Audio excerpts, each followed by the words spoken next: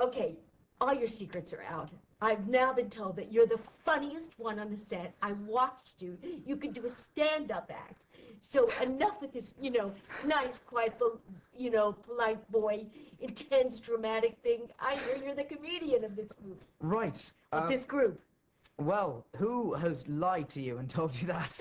I don't know. That's right. Well, I'm very flattered. I could never do stand-up because it's that thing of, having to get up on stage and, out of every 10 jokes you tell, every 9 of them have to get a really good response. I don't think I could do that.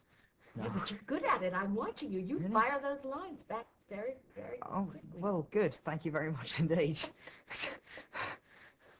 The movie is so serious about him feeling lonely and isolated. And what's interesting is that, wait, did I tell you that only a single shot? That I'm not in his shot? It's a single shot, yes. Okay, great. Okay, Okay, no, so we're all right. I know. I've got a busy guy talking to you. You know what's interesting? When you talk to people who are very successful or certainly famous, there's a certain sense of isolation there, too. Right. Did that, did being in the public eye help you relate to this? I don't think necessarily being in the public eye you gave me certain things to draw on, but I think, everybody draws on their own life experiences when they go into playing a part. I think you have to, because otherwise you can, you have to do that, otherwise it won't be as real as it possibly could be. So I mean, I think certainly everyone draws on what's happened to them in their own lives. The anger, the confusion. Obviously, you're slightly older than the character in this movie.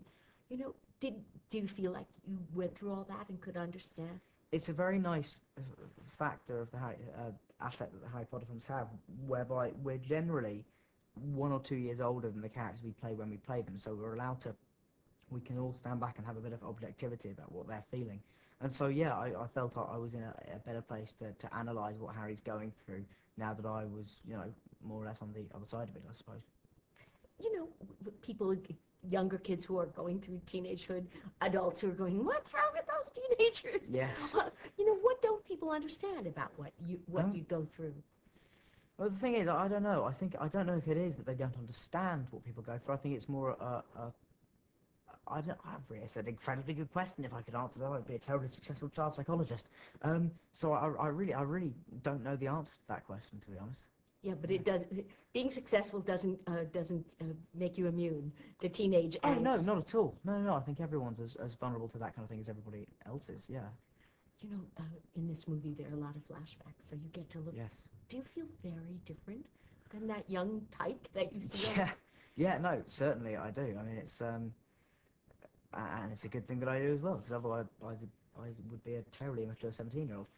So no, I mean it's very interesting seeing the flashbacks. It's bizarre, I have to say, but I mean, they serve the film brilliantly in that you see what a journey Harry's gone through, and equally the same for Ron and Hermione, who are also featured in the flashbacks. You see what journeys Rupert and Emma have gone through as well. So I think they really hit home with people when they see those images. And almost every teenager I know goes, oh, don't take me to the family parties, because they're all going to say, oh my goodness, how you've grown, how mature you are. They're going to comment on everything. Yeah, the terribly annoying thing is that now when I go to those sort of parties, people say, God, you haven't grown a bit, which is sort of just the opposite reaction to the one that I would want. Yes. But the whole world is your family now. Just everybody comments on, oh, I saw you in this movie, you're grown up. I know. But the thing, I mean, I never read any of the stuff that's printed, so I'm able to stay away from a certain percentage of the amount of stuff that is said about me and talked about me, and I think that's the way I should continue to go, really. Yeah, but people come up to you on the street and they must comment. Oh, they do. They say, but generally they're very, very nice. So it's not really an issue because they're so. Because they are so pleasant about the films and encouraging, it never really affects me negatively in that kind of way. The only time, I mean, sometimes it does go a bit crazy, but most of the time we're sort of all right. The sweetest thing was hearing the producer and the director talk about the kiss scene and talk about, not just that it was, the usual embarrassment of that kind of scene, but how touched they felt because they had watched you grow up. Yeah, I mean, it was. I must have been. I mean, there were a few people on set who did find it, who were a bit emotional at that scene. Actually, I mean, my best friend Will who has been in costume for year one to now.